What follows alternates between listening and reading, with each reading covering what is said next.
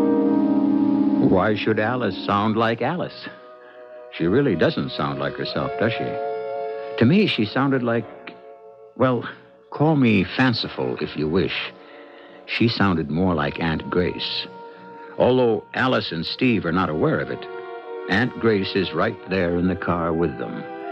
She's dead, of course, and that ought to be the end of her in this world. But is it? I'll return shortly with Act 3. Hi, this... You are in Brazil, northeastern Brazil.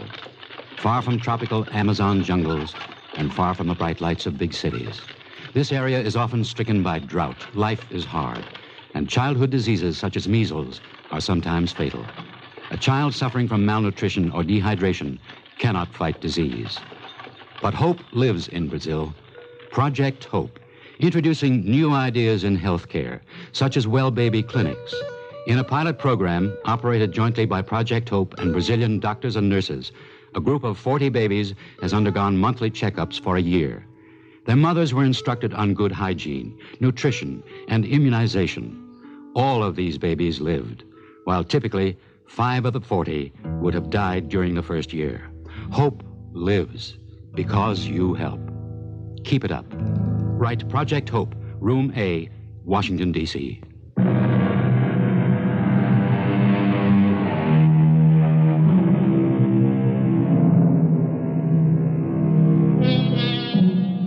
The question we must deal with is simply this. How dead does a dead body have to be? All the way dead, you say? Well, that's very true as far as our 5 workaday senses can make out. But there's a lot going on in the world around us that our senses may not perceive. Who are we, then, to say that death must be only what we make it out to be?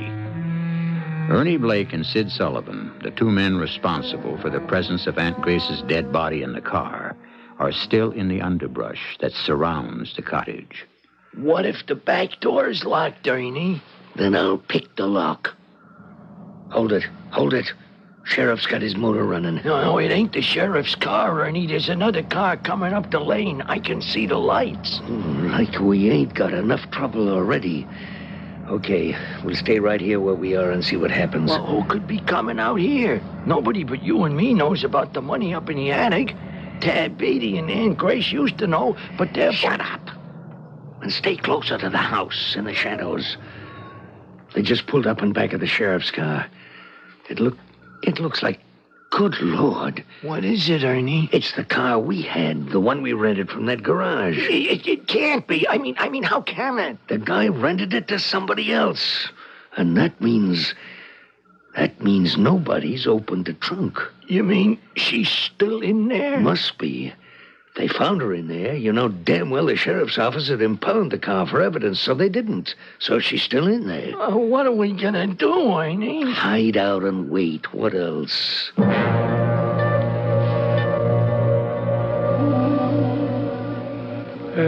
Mr. and Mrs. Carter, are you? Yes, that's right. I'm Sheriff Tolliver.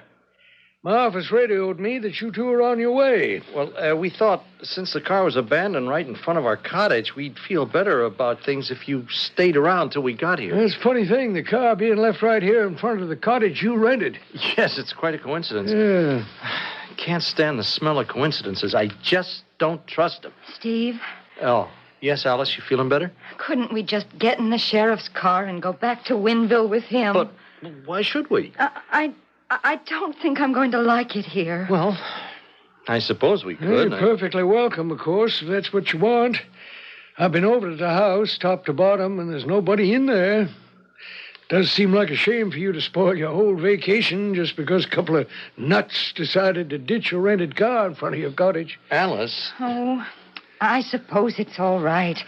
I'm just feeling spooked tonight for some reason.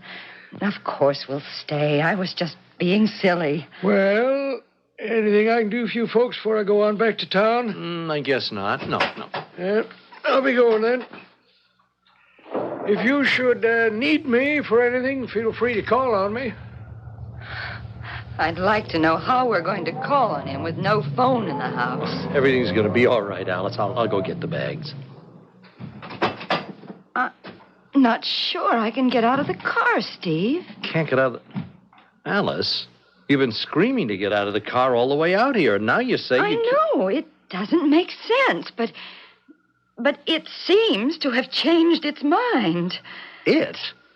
Changed its mind? Oh, stop picking away at every little thing I say. Well, no, look, come on, Alice. You're just tired of riding, that's all. Now, once we're inside... Get away from me. Get your hands off me. Alice, now, something is wrong. It wasn't you saying that. It didn't sound the least bit like you. It didn't feel like me either. I didn't even want to say it. It was like something or somebody made me say it. She looks like she's sick or something. Yeah, the way he practically lifted her out of the car, and she's not walking so good. And maybe they won't stay, huh? They'll stay. They're going to be here for 2 or 3 weeks, maybe longer. Why do things like this always happen to me? But we'll just have to go away and leave the money in there, Ernie. I mean, for now, anyway. Will you shut up about going away and leaving all that money here? But what else can we do? We just can't walk up and say, look, Mr. and Mrs. Who's, it's the loot from a bank heist. It's stashed in your attic. Would you mind if we go up there and get it? Hey, you know something? That ain't such a bad idea you got there. You're kidding. You ain't really going to go up and talk to him, are you? Not out here. We'll wait a while after he goes back in. And Sid... Yeah? You let me do the talking, you hear? You button your lip and keep it buttoned. You mean I gotta be deaf and dumb again? Yeah, that's what I'll tell them if they ask. Alice? Alice, where are you? Back in the bedroom, Steve. I thought I'd just lie down for a minute. Oh, it's a good idea. You're just worn out, that's all. Oh, I hope so. I don't know. Somehow I feel so... I can't tell you. So creepy.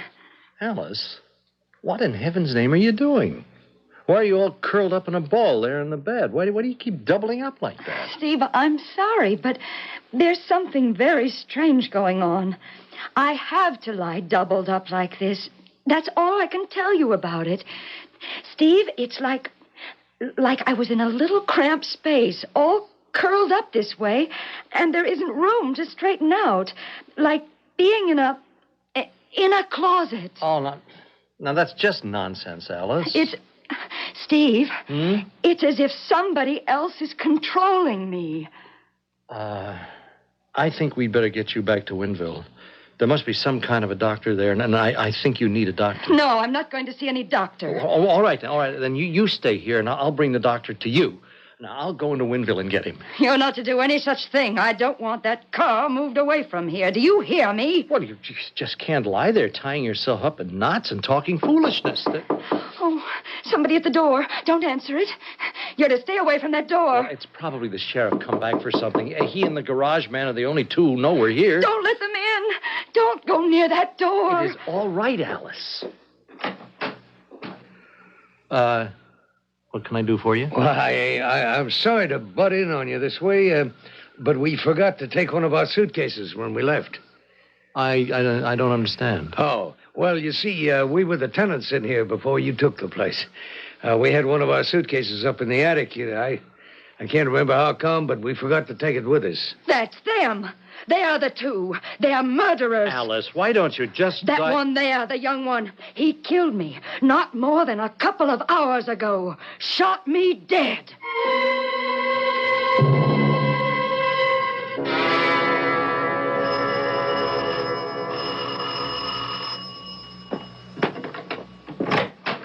Oh, hi, Sheriff. Oh, Hank. Sorry to bother you at home this way. Oh, no bother at all, Sheriff. Mrs. Lockery called you a few minutes ago. He lives out on Elm Street? That's right. Next door to Aunt Grace Beatty. She said she saw Aunt Grace get into a car with a couple of strange men this afternoon drive away. Says Aunt Grace hasn't come back, and it's dark now, and Aunt Grace never goes out or stays out after dark. I've heard that before, yeah. Miss Lockery says she recognized the car the minute she saw it. Says it was one you ran out. And The strangers would be those two that left the car high and dry halfway up to Gooch's Peak? Well, that's the way I figure it. It's not natural for Aunt Grace to go out with them and then just disappear. What can you tell me about these two? Well, just that they rented the car. Said they was looking for a summer cottage. Mm-hmm. Well, I think I'll just drive out to that cottage and have another look around. Might be something I missed, not knowing at the time that I was looking for Aunt Grace. Okay, just stay right where you are, lady. Don't come a step closer, or both you and your husband, both of you, are going to be very dead. Please, Alice, do as he says. Don't you please Alice me. You think I'm going to stand here and let them walk up them stairs to the attic and then walk out with all that money? What do you know about any money upstairs? I know all about it. What do you think? Half of that money's mine by right, and I don't aim to see you two walk off with it. Aunt Grace? Who did you think it was? Alice, why are you talking this way? It ain't Alice right now, mister. It may look like her, but it ain't her. I'm sorry about taking her over this way, such a pretty little thing, but it was the only way I could think of. I'll be through with her in a bit. Good Lord. I don't give a damn ghost, spirit, anything you want to call yourself. You ain't going to keep me away from that money. Sid, you got your gun? You see, Sid don't talk, but he can understand all right. You got your gun, Sid? See, he nodded. He hears what I'm saying. Okay, Sid, you hold your gun on these two while I go up and get that suitcase. You better give me that gun. Alice, don't do anything. Stay away from me, lady, or I'll have to... Okay, lady, I give up. Get off of me. I told you not to talk, Sid. Yeah, but how could... It don't matter anyway. All right. What I got in this suitcase, if you don't know already, I got $100,000 or money close to it, and it's all mine. You thought I was going to split with you, Sid? Yes. Well, maybe I'm a little bit sorry, but come right down to it. You're too stupid to live anyway.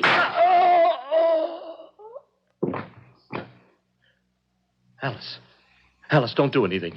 He'd just as soon kill you as not. I'm gonna have to anyway, let's face it. You too. I can't have a lot of witnesses walking around shooting off their mouths, now can I? You're gonna have to get past me if you expect to get out of this house with that money. I don't know which one you are, the old lady that's dead or the young one you look like.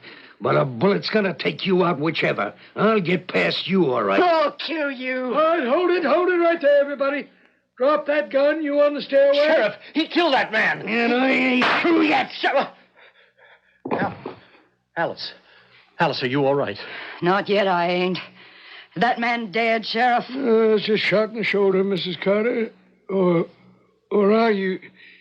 you sound exactly like Aunt Grace. Who else would I sound like? I'd like to know. Where's your own body? I'm in the trunk of that car outside there. Get me out of there, and I'll be finished with the lot of you. You still plan to spend your vacation here at the cottage in spite of what's happened? I think so, if it's all right with Steve. Well, good. If there's anything I can do for you while you're here, be sure to let me know. We will, and thank you. Bye. Be safe, dear. Well, are you, sure you want to stay, Alice? Yes, I really do. Oh, it was an unpleasant experience, I admit, but somehow now it's all over.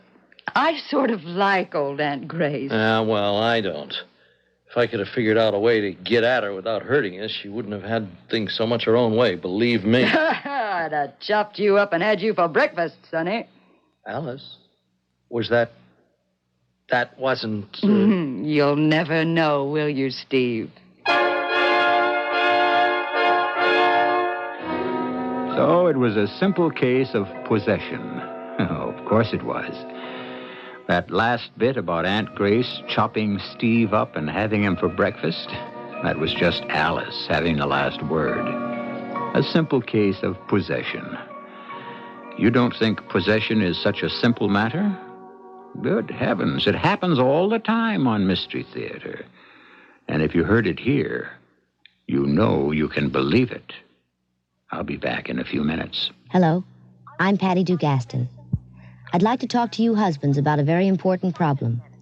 It's how to get every woman to examine her breasts monthly to give her the best insurance against breast cancer. So I want you to become a nag. Nag your wife to learn breast self-examination. At her next checkup, she can ask her doctor to teach her how, or she can get a free instruction booklet from your American Cancer Society. Self-examination will detect a lump or thickening early when chances of cure are best. The truth is, most lumps are not cancer, but only a doctor can tell for sure. By seeing him without delay, she'll have the reassurance that everything's fine. If not, remember, most early breast cancer can be cured. So, husband, start nagging today. You have the chance to help protect your wife's life. Oh, and one other thing. How about your yearly health checkup?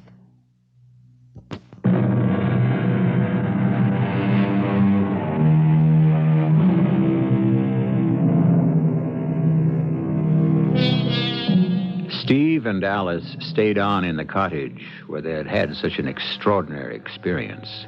And the remaining 3 weeks were as peaceful as the first few hours had been terrifying. Alice got a beautiful suntan, and the fishing was so good that she has sworn never again to fry a brook trout. Our cast included Catherine Byers, Earl Hammond, Court Benson, and Guy Sorrell. The entire production was under the direction of Hyman Brown. Radio Mystery Theater was sponsored in part by Buick Motor Division. This is E.G. Marshall inviting you to return to our Mystery Theater for another adventure in the macabre. Until next time, pleasant dreams.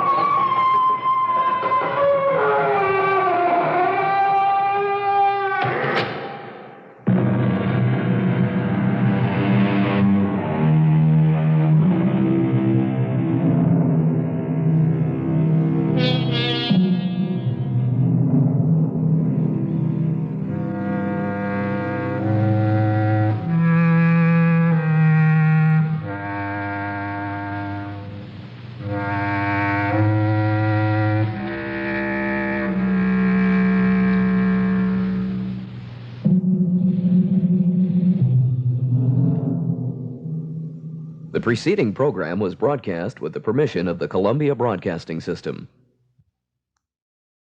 Today is the 13th, September 1976.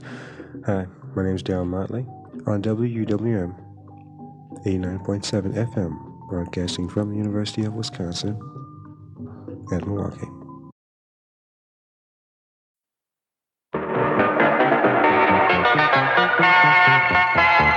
We're those news people. CBS Radio for the Midwest. News Radio 78. WBBM, Chicago. The time 10:31, the CBS Radio Mystery Theater in just a minute. The CBS Radio Mystery Theater presents...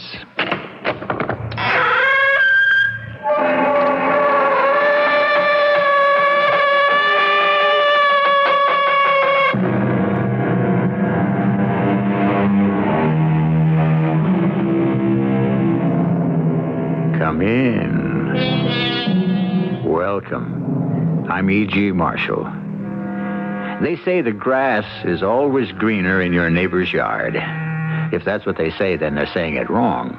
The accurate quote is, the grass always looks greener, which is a different story, no?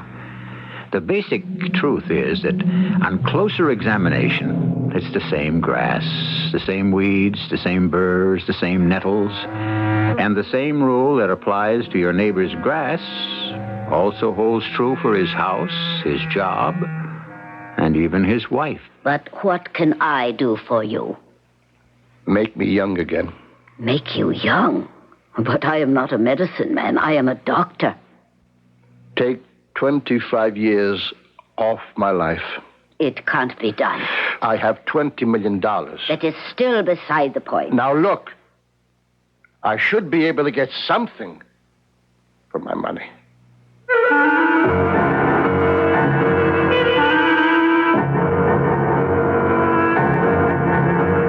Our mystery drama, Journey to Jerusalem, was written especially for the Mystery Theater by Sam Dan and stars Vincent Gardenia. It is sponsored in part by Buick Motor Division and Anheuser-Busch Incorporated, brewers of Budweiser. I'll be back shortly with Act One. To the man who bought the Skyhawk, to the girl in the Century, we're glad you like your Buicks, glad you set your spirit free. And to the family from Ohio, to the folks up in St. Paul, nice to see you join us, nice to see you all. Free spirits all over the country are getting into Buicks. But here's a little extra incentive. If you buy a new 1976 Buick Skyhawk now, we'll give you either an automatic transmission or a 5-speed manual transmission at no extra charge, as long as supplies last. At manufacturer-suggested retail prices, that can mean a husky $244 savings, which can buy a lot of groceries, Charlie. Well, maybe not a lot of groceries. It's nice to see you join us, we're glad it came to be. Nice to see you join us, glad your spirit's free.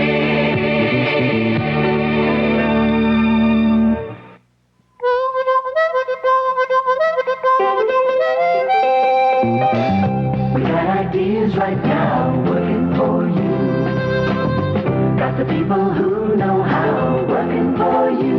We're keeping this in view. In everything we do, we're working for you. We're working for you.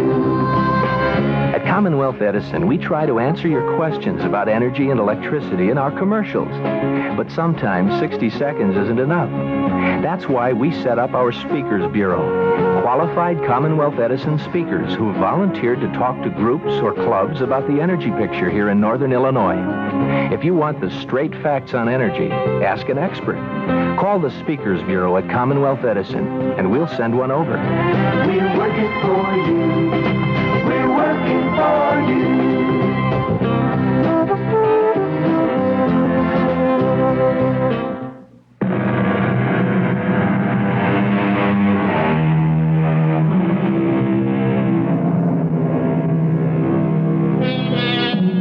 Can you find it in your heart to feel sorry for a man who has $10 million? Or is it 15 or 20? Well, what does it matter? It's that first million that melts the ice. From there on up, it's smooth sailing. Elwood Joris is our unhappy millionaire. Elwood is in his 50s, and all the privileges and prerogatives of wealth are at his command, and yet he is unhappy. How simple it would be to feel impatience for Elwood Joris, but how unkind. Let us listen to Elwood himself on the subject in his psychiatrist's office. People refuse to believe me. Do you believe me, Doctor? I believe you, Mr. Joris. People don't take me seriously. They see me as a comic figure. I don't see you as a comic figure. Do you see me as a tragic figure? I have yet to make a diagnosis. But isn't it obvious? I am a tragic figure. Mr. Joris, why do you see yourself as a tragic figure? Because I'm a member of a minority group. Really? Yes. And like all minorities, there are people who hate us and fear us. And what minority group is this? I'm a member of the rich. The rich? Yes. Is there any group more misunderstood than the rich? Even your prejudice. I can tell. By your attitude. That tone in your voice. I know what you're thinking. Do you? Oh, don't give me that do you. I didn't come here to be patronized. Who do you think you're talking to? I'm Elwood Joris, the sole owner of the Joris Corporation. What are you, anyhow? You sit there and make $50 an hour and laugh up your sleeve? You miserable quack. Do you feel better? What do you mean, do I feel better? Do you need these outbursts to relieve the tensions? I've been cheated. Cheated? How? It's a lie. This whole thing. The bill of goods. Early to bed, early to rise, makes a man healthy, wealthy, and wise. Wealthy? Okay. But healthy, wise, and happy, that's a lie. I'm not happy. And what do you think you need to make you happy? I don't have a family. Do you want one? Yes. Well, you're still a relatively young man. It isn't too late to marry. It is. How can you say that? Millions of women would be eager to marry Elwood Joris. Sure. Millions of women would be eager to marry Elwood Joris, the millionaire. But who would want to marry me? But you are Elwood Joris. Would anyone want to marry me if I didn't have a dime? I could have the most beautiful woman in the world, all the smartest, all the most talented. I could have movie stars, society girls, anybody. I agree. And with such a selection available. But I would never know if the girl wanted me or my money. I have no friends either. I never had any friends. I find that hard to believe. Why? You know as well as I do, maybe better, that the one thing you have to be able to give a friend is time. I never had time for anything or anybody. I had to work. All the time? Yes. You see, Doctor, most people were born. I wasn't. You weren't born? No. I was found. Big difference. The average person's got a mother, a father. Surely you did too. If you never knew who they were, then they don't exist. Do they? If they never raised you, never gave you anything, never protected you, then you never had them, right? Continue. I was found on the steps of a police station. A day-old baby wrapped in a blanket. My name is Elwood Joris. You know why? Because the police station was on the corner of Elwood Avenue and Joris Place. You must admit you've come a long way. The orphanages and the foster homes, they begrudged me every bite of food, every stitch of clothes. You had a hard life, but you did overcome. I never wanted to be cold or hungry again. So I worked day and night. I worked when other people slept or rested or having a good time. You have enough money. Why don't you stop? I don't know how to talk to people. Oh, I can in the office. I know how to order people. I'm a fireball. But talk? I can't talk. Why not? Because I don't have anything to talk about. I mean, I can tell you about filters. All kinds of filters. But, Mr. Joris, there are things that just come naturally. The only thing that comes naturally to me are filters. Books? I never read any. I never had time. Sports? I was never interested. If your money makes you so miserable, why don't you get rid of it? Then I'd be poor and miserable. Doctor, I don't know what I expected from you, but it doesn't look as if you're going to help me. Nobody can. Melancholia. I looked it up. And that's one of the things it's called. It's something that just gets to you. And it gets to a lot of people. Maybe that's what the music they call the blues is all about. I wouldn't know. Melancholia. A kind of sadness. More than sadness. Regret. And then something happened. Just out of nowhere. Yes? Mr. Joris, a lady wants to see you. Who is she? Madam Solanas. Does she have an appointment? Oh, no, sir. Then I can't see her. She says you must see her. What's it about? Just a moment, sir. I'll ask her. Miss Haskins. Miss Haskins, are you there? Mr. Joris, she says it's about justice. What kind of nonsense is this? Well, sir, she says... Never mind what she says. Listen to what I say. I was under the impression that I had a private secretary who knew how to protect me against kooks and cranks. But if I don't... I'm sorry, Mr. Joris, but she got into the building somehow. Have one of the guards throw her out. And let that be the end of her.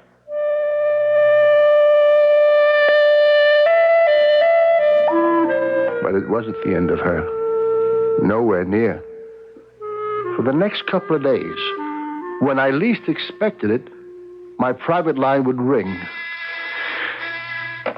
Yes? Mr. Joris, that woman again. Didn't I tell you? I know, but she keeps pestering me until I just have to. But she shouldn't be in position to pester anybody. Tell Cardigan to come up here on the double. Cardigan, you're head of plant security. Your job is to see that no unauthorized visitor gets past the main lobby. And none of them do, sir. None. About a week ago, some woman was able to get to my secretary's desk. I remember that, Mr. Joris. I was called. I had her removed from the premises. She was wearing a kind of funny colored outfit. She keeps coming back every day. I know. You know? We try, but she keeps slipping by us somehow. Well, she's at the desk now. Throw her out and keep her out. Do you understand? Leave it to me, sir.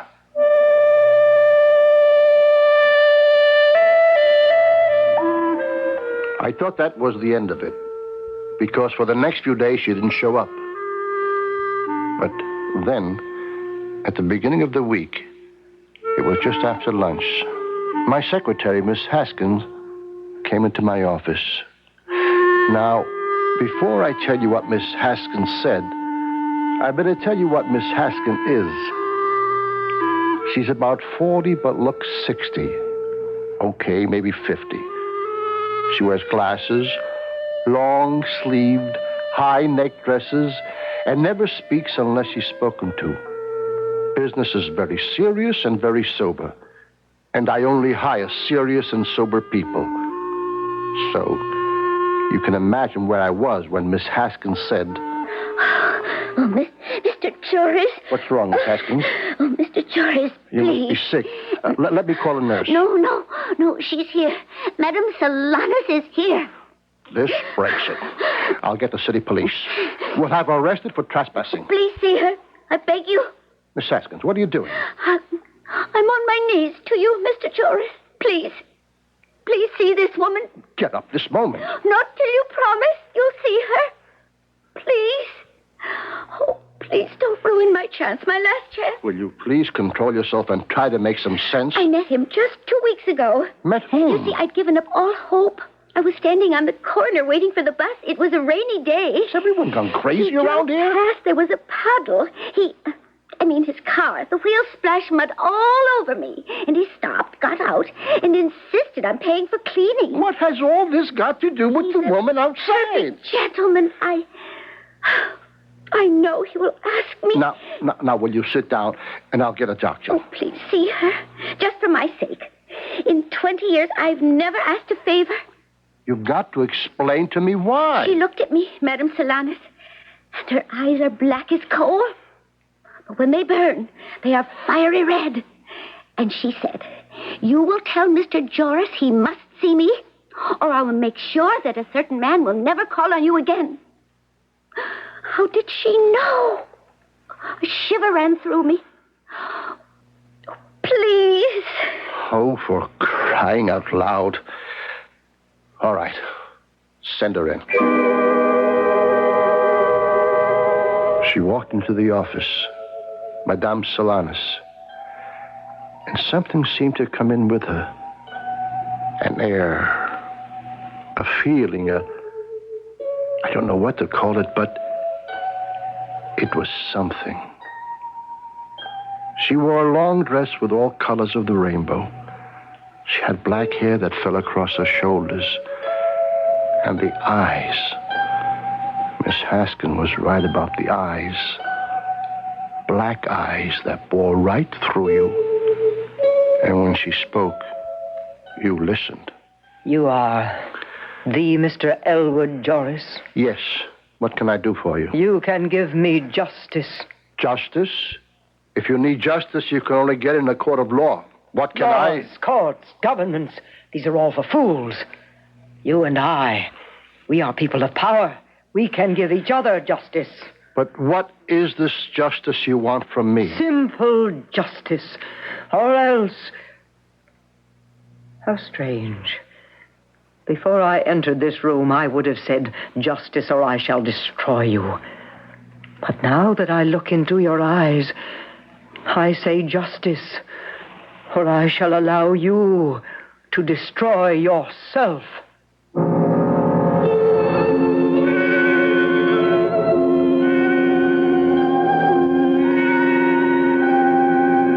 sit there. You've been minding your own business, such as it is, when a weird-looking, weird-sounding woman says, "Give me justice, or I shall let you destroy yourself." Should you call the police and have her thrown out? But you've been doing that for the past week, and somehow she always comes back. I shall also come back with Act 2 in just a few moments. Give your hand to a friend. Give your heart to your love. But give your clothes to contact. Here in my hand is a little capsule. It's tiny, yet it contains enough cold medicine to help relieve cold symptoms caused by every known virus. Every known virus. It's Contact. The same 12-hour Contact you can buy. This year, Contact with its tiny time pills will touch more lives, help more colds than any other cold medicine, tablet or liquid. Think about that the next time you're sick, sneezing, dripping, all clogged up. Then let us help you with real medicine, like Contact. We're number one in the whole world, for good reason. Give your hand to a friend. Give your heart to your love. But give your clothes to contact. It works all day, all night. Take home is direct. Is your bank open when you're busy and closed when you're not? Northwest Federal Savings knows that a good place to save is ready for you when you're ready. Ready with the answers and advice given by professionals in helping thousands just like you, but each with different individual needs. Northwest Federal's professionals can show you, too, the best way to save for a new home, college education, or retirement. Northwest Federal's counselors can explain all the savings plans and help you set up a savings program to meet your special needs. Home loan specialists can tailor a home loan plan to help make your dreams a reality. Bring your needs to any of 5 convenient Northwest Federal Savings Centers throughout Chicagoland's great Northwest Territory. If you think your needs are special, so does Northwest Federal Savings. All the time, because Northwest Federal Savings keeps the best hours yours. It's Northwest Federal Savings Time, 63 hours a week.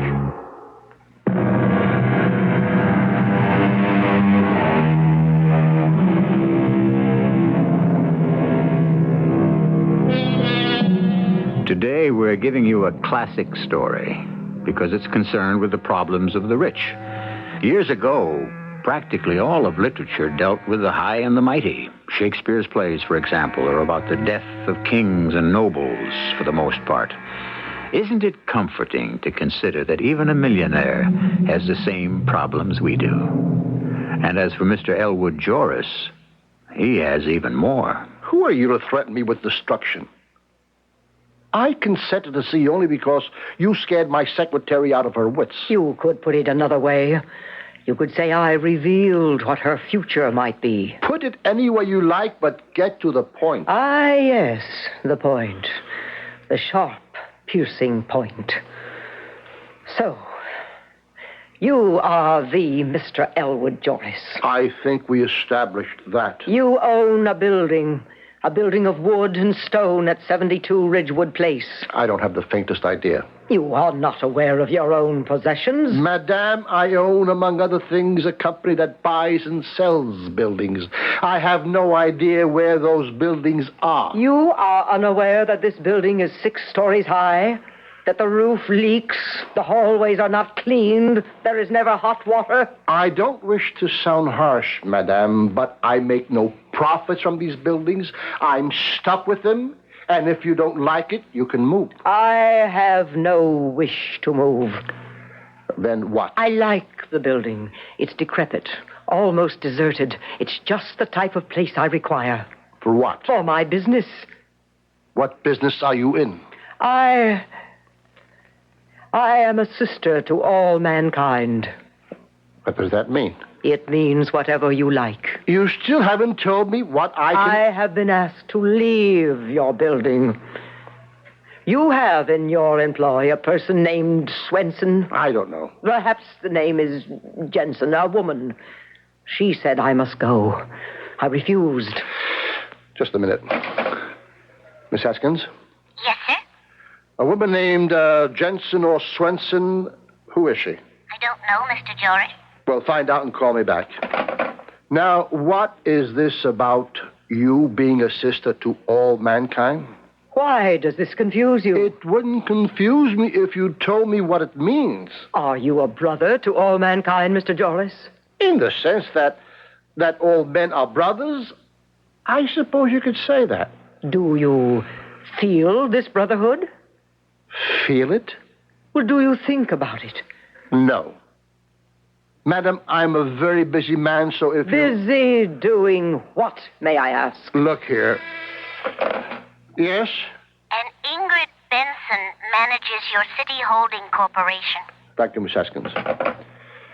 Miss Benson. Oh, yes. Why did she want to evict you? What?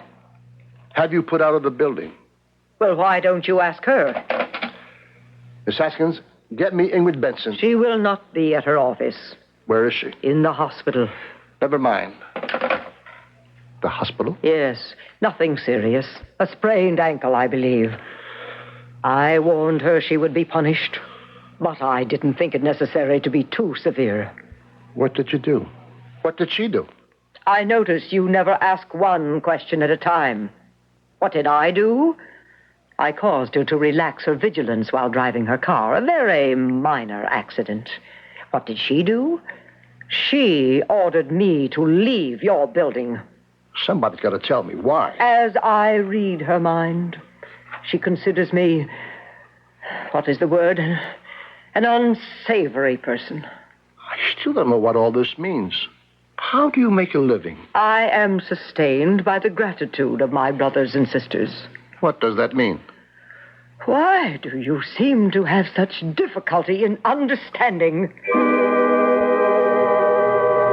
I don't believe it. Here I am in the middle of a busy day with a million problems and this weird, absolutely crazy. I mean, do you know what I did? I went to the hospital. I actually took a cab to the hospital. And I walked into Miss Jensen or Benson or whatever her name is, room. And I got the shock of my life. The woman was terrified. I don't want to talk about her. Miss Benson, I'm Elwood Joris. Oh, go away, please. I own City Holding. I don't care. You have to talk to me. I quit. I know. You're not feeling well. But we have to get to the bottom of it. She's a witch. Come now, Miss Benson. Yes, a witch. I should have believed her. Believe what? I won't say another word about that woman, if she is a woman. Look at me. I never in my life had an accident. Yes? I wasn't careless. The wheel of my car refused to obey me. If you say so, Miss Benson. You don't believe a word I'm saying. The wheel refused to obey me. I turned and turned, but the car insisted on going off the road and smashing into the tree. Yes? I don't lie, Mr. Joris. She said she'd have me punished. She did. Oh, I will not sign the eviction notice. You'll have to fire me. Just tell me why. Why evict her? It's all we can do to get tenants for the building as it is. Because Tom Turner asked me to.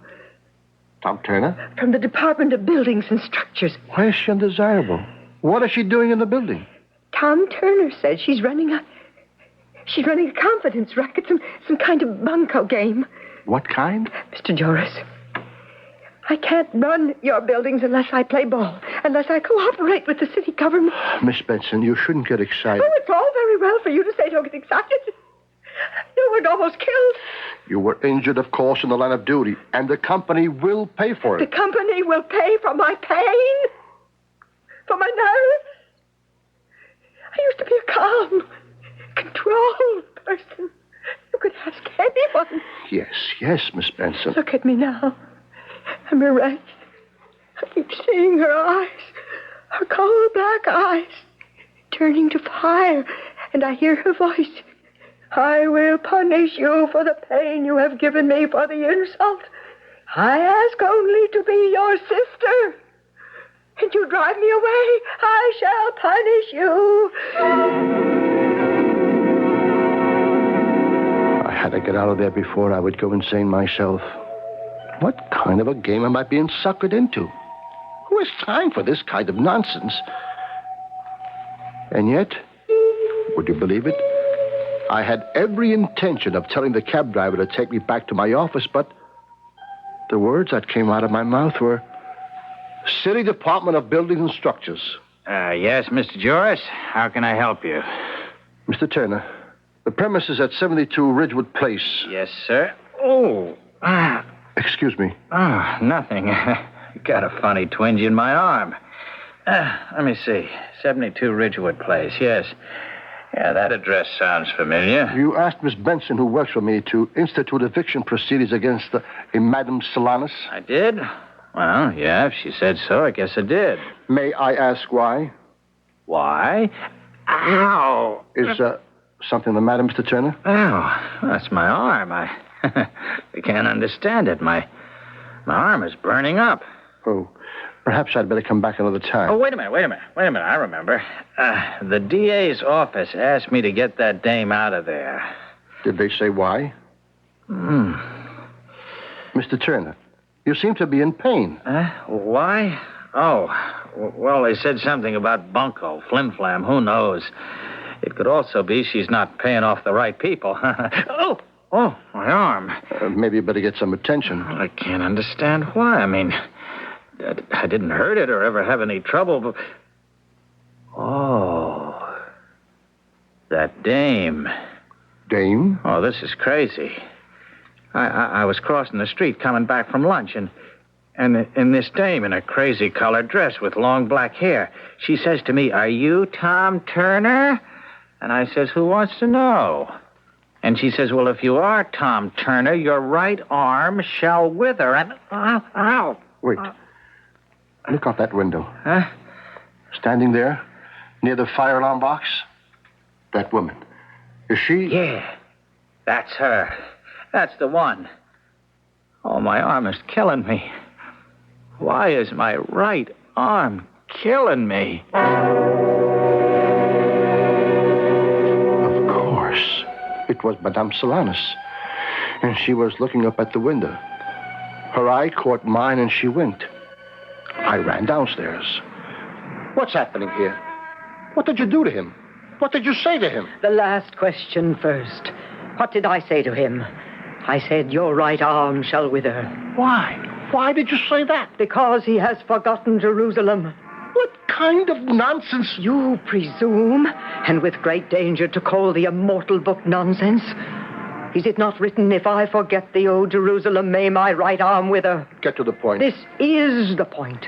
What is Jerusalem? A city in Palestine, Israel. What are you? Jerusalem is more than a city. Jerusalem is humanity.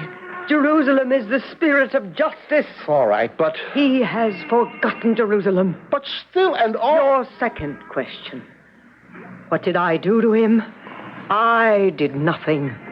I am but an instrument through which a certain will is expressed. Madame Solanus, what do you want? I want Jerusalem and the right to help others find it. Why must I be turned out of my home as if I were a common criminal? I can't go against the city government. Are you afraid? It isn't that. Yes, you are frightened. Fear is written on your face. Fear, doubt, and death. I see it. Now, Madame Solanus, whoever you are, whatever your game is... Why are you frightened? There is nothing I can do for you. You are terrified. What are you trying to do? Hypnotize me? Tell me. It won't work. Tell me. It won't work. Oh, you'll tell me. Tell you what? Everything. Everything that is tearing at your heart. Everything that is destroying your soul. I cannot prevent the city from putting you out on the street. We are above the city, you and I. We are two people who have a rendezvous in Jerusalem. You will tell me what is the sickness that is killing you slowly each day. No. No, do not turn away your face. Tell me. Look, why don't I give you some money? Money. So you can relocate yourself in another and even better place. Tell me. What is the serpent that gnaws at your vitals? We shall slay him together. Let me help you. Let me help you.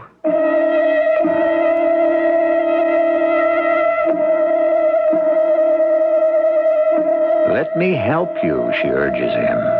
However, on the basis of the few facts we have so far, Madame Solanas is anything but a helpful lady. She has driven one woman into hysterics, another into the hospital, and has given a man an armful of fire. Well, there are two sides to every story and every person. For another aspect of Madame Solanas, I shall reconvene this group in just a few moments with Act 3. How to raise funds for that worthy cause this time around. It's a recurring problem that makes the current Family Circle magazine must-reading for any organization. Here are no less than 101 money-making ideas that have worked for groups around the country. An auction of donated items or services. A mall ball at a shopping center. A just plain fun fundraiser like a bathe-in for dogs. There's something here to fill the till, plus valuable tips on how to plan and publicize your event. This Family Circle also brings authoritative, reassuring, straight talk to the subject of women's sexuality. It cuts through the myths and confusions regarding such genuine concerns as the normal frequency of sex, or that there's something wrong if it doesn't amount to a tremendous emotional experience every time.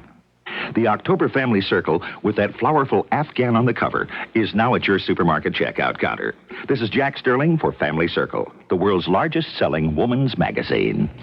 Well, your big TV debate will be on the air in 30 seconds, Senator. Fine, Hank, fine. Don't worry, sir. You're the incumbent, and you'll eat 'em up. Right. Oh, there's your opponent now. 20 seconds, gentlemen. Hank, what's my opponent carrying under his arm there? It's a Time magazine. Oh, no. It's probably this week's. I haven't even read it. Easy, sir. Hank, he'll be on top of everything. World affairs, law, economics, the movie reviews. I'll sound like a dodo out there. 10 seconds, He'll be bright. He'll be witty and Senator, don't put your thumb in your mouth.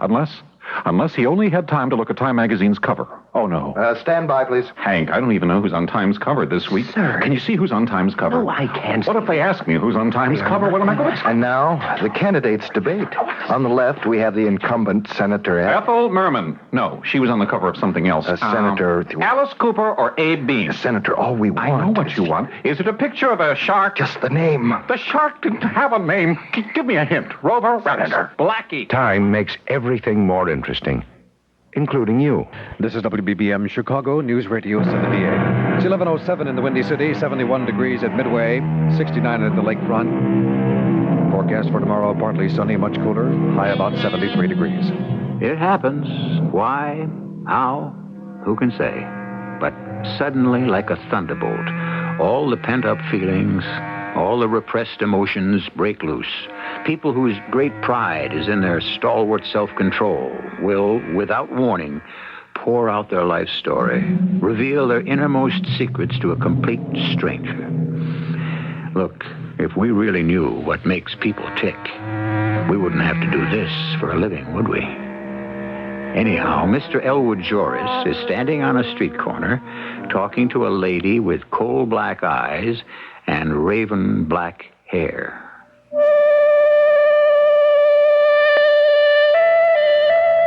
Am I losing control? Am I being hypnotized? Nonsense. I have too much willpower. It can't be that. Yet, somehow this lady, this Madame Solanas, can help me. No, not help. The word is save. She can save me. Before I know what we were doing, a taxi has pulled over to the curb, and I hear her say, 72 Ridgewood Place. I am like a man in a dream. I'm suddenly in a room, an ordinary room, with just a table and some chairs. It is never too late to be saved. It is for me. No. Speak. You wish to be saved. Saved from what? Loneliness. But you see, I have to be lonely. Why? Because my life has been thrown away. Yes, but it can be found again. Where? How? The answer is always to be found in Jerusalem. I have been to Jerusalem. I found no answers. I sold some filters, but I found no answers. You still do not accept Jerusalem. It is not a place on a map. It exists in the heart, the soul. Accept it. Tell me how. How will it help me? First, You shall tell me. Why do you say your life has been thrown away? Because I see it so well. What I am now is what I have created over the past 50 years. It's too late for me. No. Let me show you. Look into my eyes. Deep into my eyes. Tell me what it is that you want. I want to be born again. A man may be born again. What you ask for is not unreasonable. In that case, I'll make it easy. Just let me be about 25, starting out all over again. Let me see my life in another direction. The direction toward Jerusalem. Call it whatever you want. Let me have time for people, friends. Let me find a girl while both of us are still young. Yes. You can become young again. Oh, no. Too much time has gone by. Why do you fight me? Look into my eyes. Believe me. Believe. It only remains for us to find you a young body. You're serious, aren't you? Yes.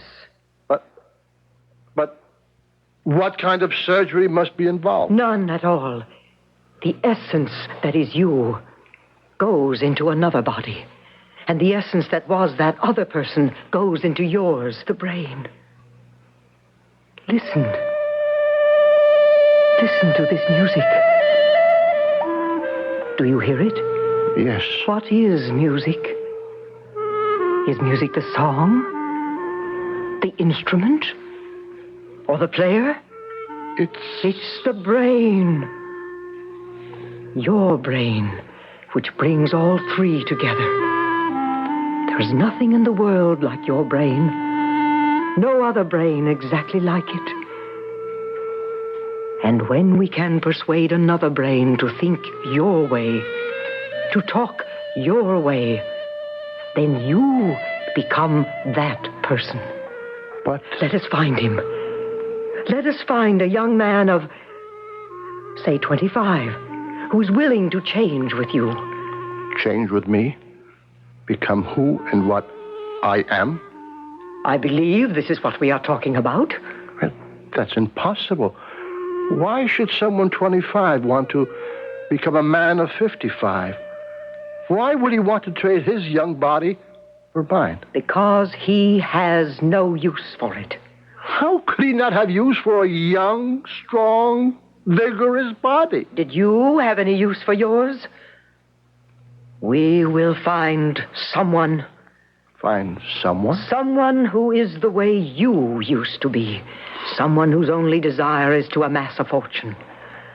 Who's willing to spend 25 years to do it, just as you were. But why should he struggle for 25 years? Let him have it now. Let him be 25 years older now. But how? How can such a person be found? I placed myself completely in the hands of Madame Solanus, and we advertised for ambitious, conscientious young men willing to make sacrifices and work hard, but for great and guaranteed rewards. My office was swamped with applicants, but no one seemed quite right. Some were ambitious enough, but not young enough. Others were young enough, but we were getting nowhere till one morning, a tall, dark-haired, dark-eyed, serious-looking young man appeared. He looked very much the way I did at that age. And suddenly, I felt, this is the one. The questions were routine. I knew we had struck pure gold. According to your application, Mr. Jones, you hold 2 jobs? Yes, sir. I work for a brokerage firm from 9 to 4, and I work in the accounting department of a bank from 5 p.m. to midnight. May I ask why you work such long hours? I want the money, sir. Man is nothing in this world without money. You're not married, I see. No, sir. Are you engaged? No. I really don't have time for frivolous activities. What do you do for recreation? Recreation? Do you ever relax? Oh, of course. I get to bed by 12:30, so I'm sure of 7 hours sleep, have a sensible diet, keep myself in good shape because I need my strength for my work. And don't you have friends with whom you... Oh, I have no time for that. What do you see for yourself 25 years from now? I see myself as a man like you, sitting behind a desk like yours, worth millions. The distance between you and me right now is some 5 feet of space. Do you know how much effort, how many long, hard years must be devoted to traveling that distance? Yes, sir. Suppose, by miracle, those 25 years of struggle will pass before you knew it. Suppose you were to wake up suddenly and be rich and powerful. Would you want to be 57 years old right now? I'm not sure I understand. To be wealthy and powerful. This is your dream? Would you like to wake up one morning and have it all now? Yes. Would you like to be me? Why? Well, I would like to be like you, sir. That's not what I asked. I asked, would you like to be me? Not in 25 years, but now. He stared at me, then at the office, at the furniture, but I knew what was in his mind. This, all this wealth, all this power, suddenly his. Mr. Joris, I know you are not a frivolous person. You make an offer, and I must assume it's in good faith. Provided, of course, that such a deal can be consummated, I accept. But how could it be arranged? I don't know how it was done. We just sat there, the three of us, Madame Solanas, Mr. Jones, and I. She stared at each of us in turn. After a while, I grew nervous, then angry, and suddenly I felt stabbing shocks in my brain. And then there was nothing. I had fallen asleep or fainted. When I recovered my senses, I was in Madame's room. Look at yourself. Here, let me hold a mirror to your face. Look. It isn't me. No? Who is it, then? It's that Mr. Jones. No, it's you. It can't be. Why do I feel so... Yes, you feel strange. Your blood pumps faster. Your heart beats faster. Your lungs breathe deeper. This is youth, my friend. The youth you want. The strength you need to travel to Jerusalem. I feel 25 years younger. What happened? You became Mr. Jones. What am I doing here? I should be at the office. Which office? Think. The broker's office. I'll get docked. Quit, and search for Jerusalem. I remember now. I left the office for lunch. And who are you? Find yourself a nice, honest, sincere girl. Who has time for girls? What am I doing here? Elwood, we made this change so that you... Who's Elwood? Who are you? I hope to be a friend in need. No. You're the devil. I could also be an angel. It doesn't matter. How did I get here? What is your brain telling you? My brain? Your brain. What are the messages in your brain? Need the money. Money. Miss Drake. Pretty. Flighty. Can't go bowling. Cost $5. Miss Drake. Distraction. Gordon's job. Next in line for job. Make $1 million before I'm 30. Make $1 million. Make $1 million. Make $1 million. Well? Well, what? I thought you were going to change me. I did change you. But those voices in my head, those are the same voices I always heard. All you did was put me back 25 years. All? Oh, really? I'm still the same person I was. I'm headed in the same direction. I'll go through the same frantic, miserable struggle. For what? To end up just where I was? You can change direction. Head for Jerusalem. Don't give me that nonsense. I'm a practical man of business. I'm wasting my time here. Elwood, Jerusalem. Go toward Jerusalem. I can't change. The voices in my head. I still hear the same voices. The same voices.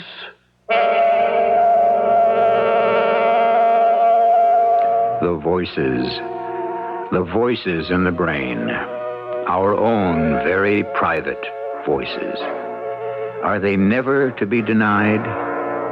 Can we change? And if we could, truthfully, wouldn't we do it the same way all over again? After all, we do agree that history repeats itself. I shall be back shortly. Budweiser presents Beer Talk.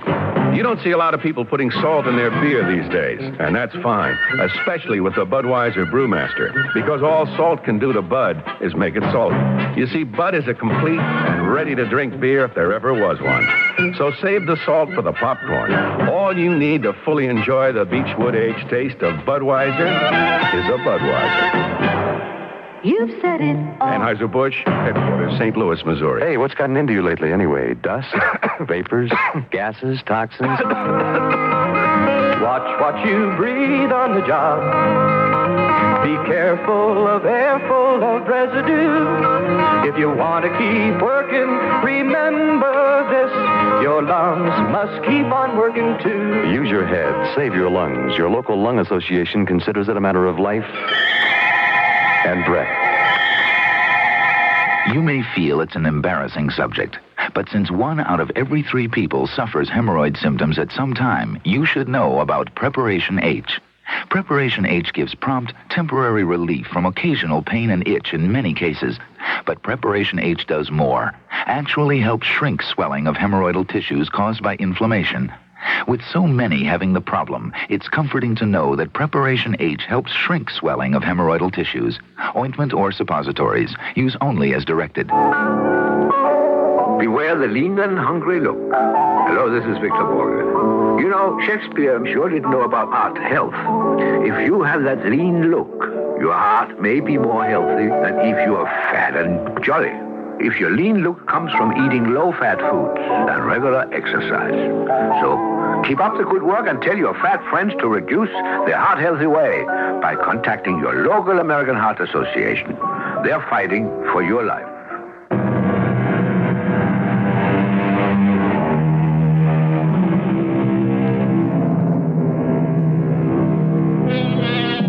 Somehow, Elwood Joris got his wish.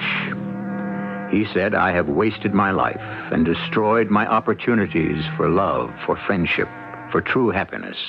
If I only could live those crucial formative years again. If only. What about young Mr. Jones, who became middle-aged Mr. Joris? Was he happy with the transformation? That's another story. And you only get one each time. Our cast included Vincent Gardenia, Joan Shea, Evie Juster, and William Redfield. The entire production was under the direction of Hyman Brown. Radio Mystery Theater was sponsored in part by Contact, the 12-hour cold capsule. This is E.G. Marshall inviting you to return to our Mystery Theater for another adventure in the macabre. Until next time, pleasant dreams.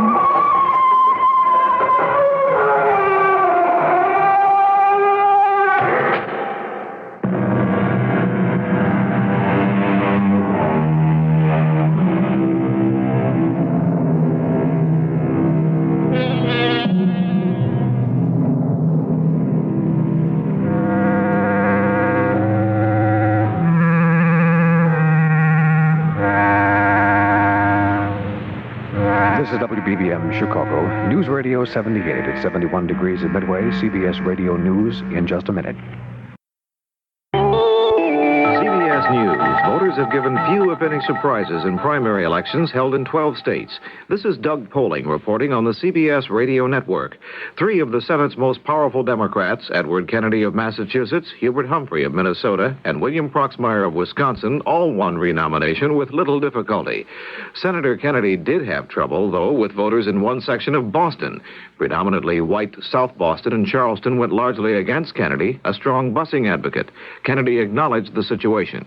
There were areas in the city that we did better than others, and I certainly realize that a significant amount of reason we didn't is because of the positions that I've taken. But I do want the support of those people in those areas, and I'd like to think that over the period of these next 6 to 8 weeks, as we run for the Senate, that on these broader issues, that they'll find that there's matters in which they can agree, and they'll judge my candidacy on the basis of the total record. In New York State, conservative Republican Senator James Buckley won nomination to a second term. Buckley was asked how closely he intends to tie himself to President Ford in the November race. I intend to give as much help as I can in every direction. We've got common objectives, common problems to be solved, and I believe that President Ford needs to be president for another 4 years in order to continue to lead this country back to a sound economy. In the Democratic senatorial primary in New York State, former UN Ambassador Daniel Moynihan is slightly ahead in a close battle with Representative Bella Abzug. 3 other candidates trail far behind. In other primaries, conservative Republican Governor Meldrum Thompson was renominated in New Hampshire. In Rhode Island, Governor Philip Noel holds the lead in a race for a Senate nomination. In Vermont, Governor Thomas Salmon is in a close race for the Senate nomination with Scott Skinner, former head of a public interest group. More news in a moment. A nationwide strike against the Ford Motor Company gets underway at this hour. The United Auto Workers is pulling 170,000 workers in 22 states off the job. The two sides were so far apart in their contract bargaining that UAW President Leonard Woodcock called the strike 6 hours before the contract deadline. Talks have broken off. The key issue is a union demand for less work time by each member. The UAW says that would help create more jobs in the auto industry. Prime Minister Pierre Elliott Trudeau of Canada tonight announced sweeping changes in his cabinet. Although 15 changes were made, one change was unexpected. Postmaster General Bryce McCasey left for a new career. The changes in Trudeau's cabinet come at a time when public opinion polls show his Liberal Party at its lowest level of popularity since Trudeau came to power. Secretary of State Kissinger has arrived in Tanzania to begin his mission to try to find a peaceful solution to the racial strife in southern Africa. A senior official aboard Kissinger's plane charged that the Soviet Union is plotting actively to try to wreck Kissinger's effort. A black newspaper in Johannesburg reports that police gunfire today killed at least 9 blacks in Soweto, the black township outside Johannesburg. The chief of riot control in Johannesburg called the claim nonsense. It was the second day of a boycott by thousands of black workers protesting the racial policies of South Africa's white minority government. Now this. Postmaster General Benjamin Baylor has defended the 5-year-old U.S. Postal Service, saying its critics have ignored a wealth of progress. Baylor said the nation's mail problems would be worse if the old Post Office Department had to deal with such things as the energy crisis, double-digit inflation, and the recession. This is Doug Polling, CBS News. CBS Radio Mystery Theater presents...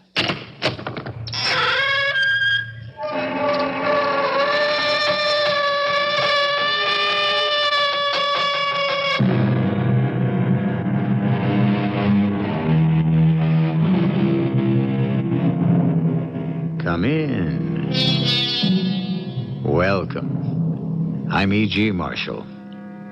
Chief among my duties is to find and offer to you, nicely wrapped in drama, the most mysterious, intriguing, and, yes, terrifying tales to be found. I've come up with one this time that deals with quite ordinary people, people to whom you'd never expect the extraordinary to happen. But it does. Oh, yes, it does.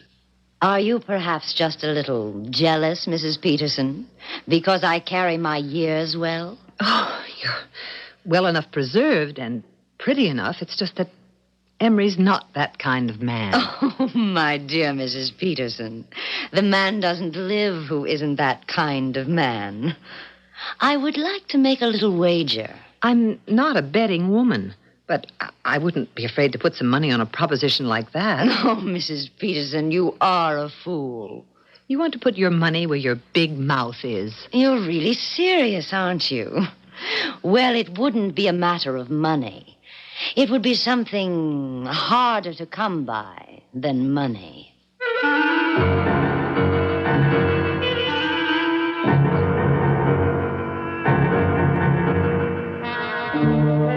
Our mystery drama, Dr. Peterson's Pills, was written especially for the Mystery Theater by Field and Farrington and stars Rosemary Murphy and Leon Janney. I'll be back shortly with Act One. Hi, this is Lloyd Haynes. When you give to your community's march against dystrophy, you're giving 3 different ways. First, you help support a worldwide research program to find a cure. Second, you give practical aid to patients in your community through one of MDA's free clinics and camps. And third, you help inform your neighbors about muscle disease. So when your Jerry Lewis volunteer calls on you, please make your gift to the march as generous as you can.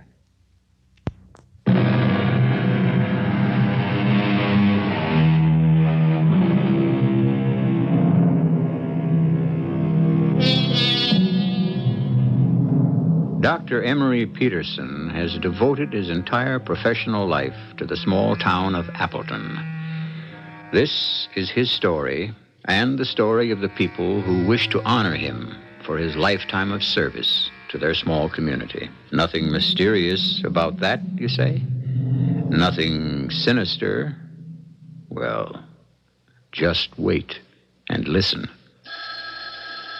You want to know something, Daisy? The only reason I still make house calls? To get away from the sound of that darn telephone. That's fine for the doctor, but it leaves the doctor's wife at home answering the phone and taking messages. You ever think of that? I thought you said you were coming with me this afternoon.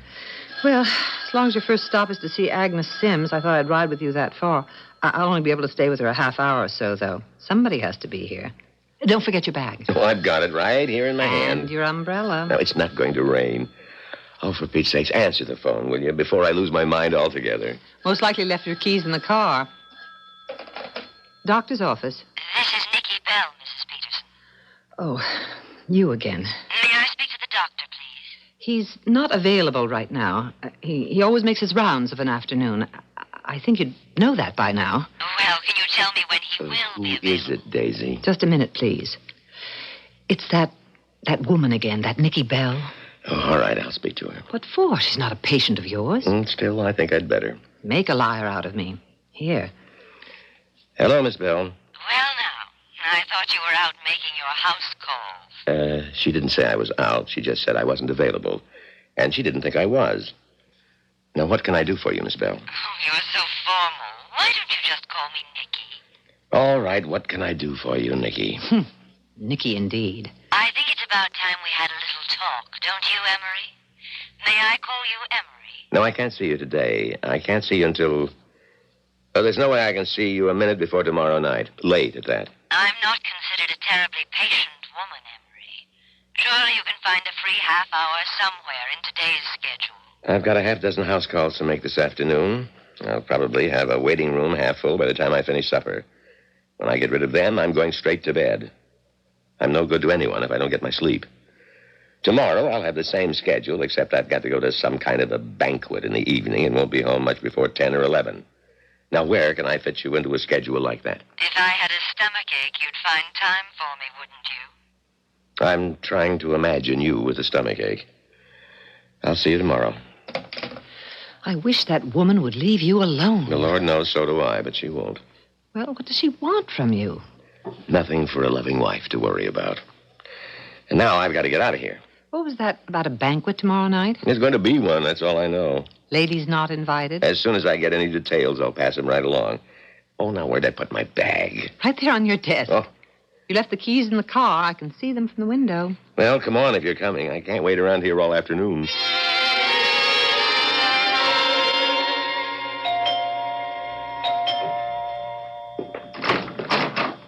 Oh, Emery. Emery, come on in. Agnes, here's the doctor. Brought Daisy along with him. Come on in, both of you. Daisy, how sweet of you to come. I can't stay but a little while. How are you feeling, Agnes? Better now? Oh, much better, yes. I just felt a little flutter about an hour ago and took one of your pink pills. I wouldn't want it to get around that I was neglecting Appleton's first lady. You mean the mayor's wife gets preferential treatment? Well, she'd better, as long as I'm the mayor. Agnes, let me just listen to that heart of yours, Emery, I came home for lunch and found her looking, well, I give you my word, more dead than alive. It frightened me. She was really fighting for her breath. Heart seems strong enough now. Just let me check the blood pressure. She overdoes. That's the trouble with her. All those committees, chairwoman of half of them. It's a wonder to me she doesn't just collapse altogether. Not as long as I have Emery's little pink pills handy. I made her take one when she was having her attack, or whatever it was. Brought her right around. I wish you'd tell me what's in those pills, Emery. They calm my heart right down. But I swear I've seen them work on flu cases, stomach aches, you name it. A Peterson pink pill will cure it. What are they? All of us witch doctors have our secrets. The blood pressure checks out pretty good.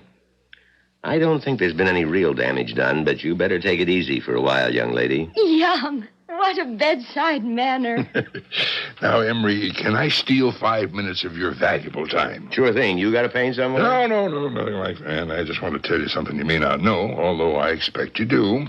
Never saw the day this town could keep a secret from you. Well, people like to talk. It would be impolite of me not to listen. Too much as you hate it.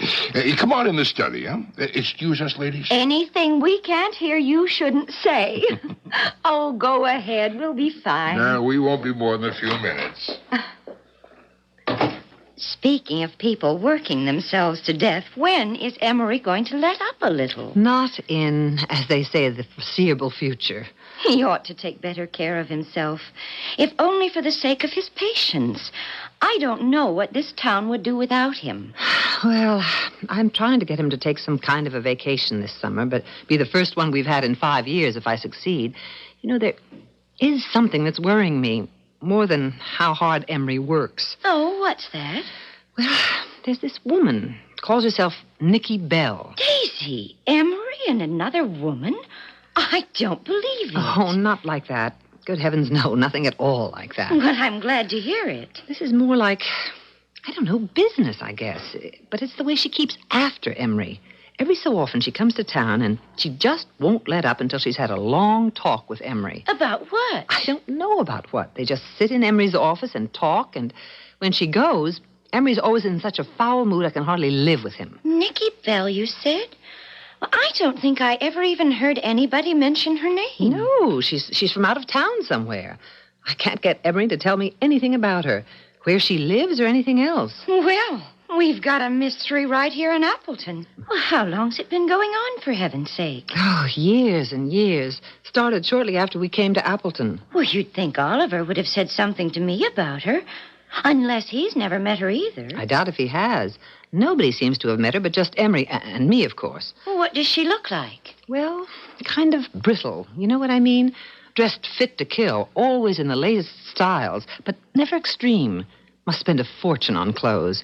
I must admit she hardly looks a day older than the first time I ever saw her. Well, if it was me, I wouldn't stand for it. If there was anything I could do to stop it, I'd do it. I think Emery'd put a stop to it himself if he was able to. Well, why wouldn't he be able to? You know, if there was anything at all in Emery's past that was in any way shady, I'd think he was being blackmailed. Well, Oliver, what's on your mind? You know how long you've been our doctor here in Appleton? Let's see. It was 1951 when you hung out your shingle. You've been with us 25 years. 25 years tomorrow, if you want to know the exact date. Son of a gun, I wouldn't have believed it. Oh, now, don't tell me that's what the banquet's all about tomorrow night. Well, at least they didn't tell you the banquet was in your honor. You're right, though. It is. Now, there's no use everybody going to all that trouble. Now, fiddlesticks. I thought I better tell you the whole thing today, though. Be just like you to refuse to come if you didn't know it was in your honor. No, I was planning to be there. Everyone figures to be there about, 7:30. Have a drink or so and then eat around 8. Presentation, I guess, a few speeches, after dinner. Presentation? Yeah, just a little something to commemorate the occasion, that's all. Well, now, if this town is figuring to put me out to pasture, let me just tell you, they've got another thing coming. I've got just as much go in me as I ever had, and I don't... No, all right. Now, it's nothing like that. Maybe come your 50th anniversary, but not this time, Emery. Better not try. 25 years. Yeah. Figures to be all over around 10, would you say, tomorrow night's blowout? Yeah, about then, I'd guess, yeah. I got this person pestering me. Not a patient. I might as well see her tomorrow night and get it over with. Her? Oh, Daisy knows all about it. If she feels she's got no call to worry, I guess you don't need to either.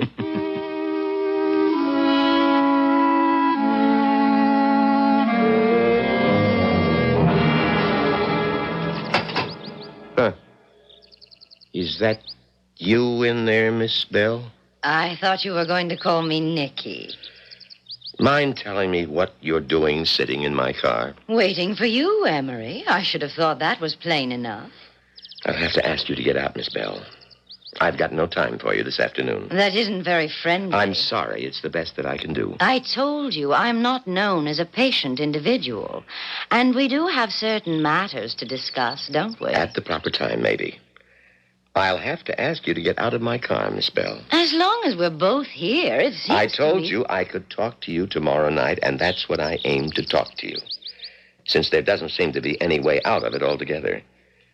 Tomorrow night around 10. Maybe a little later. How are the pink pills holding out? An adequate supply on hand? All I need. I bring up the matter of the pills, Doctor, to remind you, in case you need reminding, how very much you need me. I know exactly where we stand. And you'll keep it in mind when we have our little talk tomorrow night, won't you? The fact that I am indispensable to you? The fact of the matter is, I think you exaggerate that some. Don't you lose sight of the fact that I'm a pretty darn good doctor. Well, these things will all be on the agenda tomorrow night, won't they? I think, in fact, a complete re-evaluation of our relationship will be in order.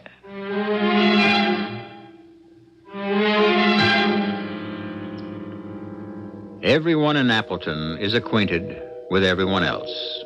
And, as in other small towns, there seem to be more workable friendships than are found in large cities. Everybody's business is the property of his neighbor, and there is little fertility for the growth of dishonesty. Put a mysterious stranger in this bucolic setting, however, and trouble is what you are very likely to stir up, as we shall witness when I return shortly with Act 2. Do you have young children in your home? Toddlers who are into everything before you can say Jack Robinson? Then you're the parent who needs to be especially careful about household chemicals and medicines. This is Robert Fuller for the Food and Drug Administration. Every year, thousands of children are accidentally poisoned in their homes. Many are injured, and some die from ingesting medicines, drain cleaners, bleaches, and other household products. It takes such a few seconds to open a bottle, to swallow the capsule. Yet a few seconds of your time could prevent it. To keep your child safe, keep household products and medicines out of reach. Read the label on all products and heed warnings and cautions. If you are using a product when called to the phone or door, take it with you. Don't leave it for the child to get into. And keep the number of your poison control center where you can get it quickly in an emergency. Remember, children act fast. So do poisons.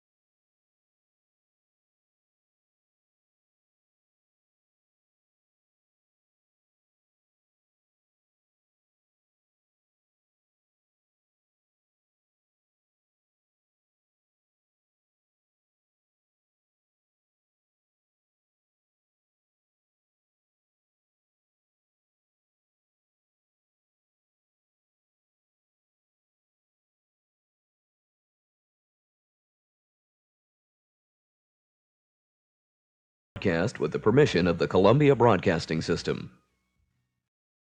You're listening to WUWM-FM 89.7 Milwaukee.